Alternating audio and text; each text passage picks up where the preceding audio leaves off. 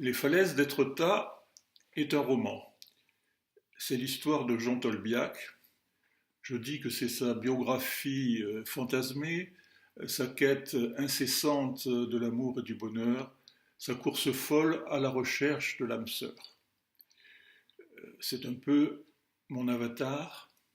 Il me ressemble, mais ce n'est pas tout à fait moi. Est-ce une autobiographie réelle ou est-ce une fiction simulant une autobiographie? Qu'importe, c'est un peu des deux. Mais les événements personnels, réels ou fictifs, de la vie de Jean prennent d'une certaine façon une dimension universelle. J'étais réalisateur et publicitaire à partir des années 60 et cela m'a donné une expérience pour une évocation réaliste de cette période. C'est une plongée nostalgique dans le milieu du cinéma et de la publicité entre 1960 et 1990. Une existence pour découvrir soi-même au travers de tous les autres. De toutes les autres, plutôt, car Jean est hétéro.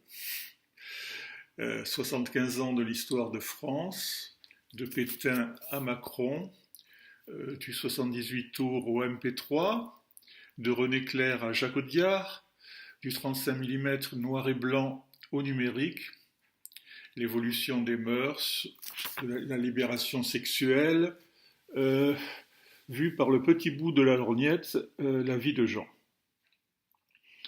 Je n'ai pas voulu que ce livre soit un scénario, mais j'ai tenté d'utiliser littérairement le langage cinématographique, des flashs, des flashbacks, c'est-à-dire de retour en arrière, des flash-forward, c'est-à-dire des sauts dans le futur, des ralentis, des flous, des effets spéciaux, des séquences oniriques.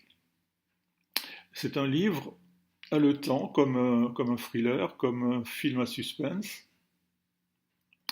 Jean trouvera-t-il le bonheur? Le gardera-t-il?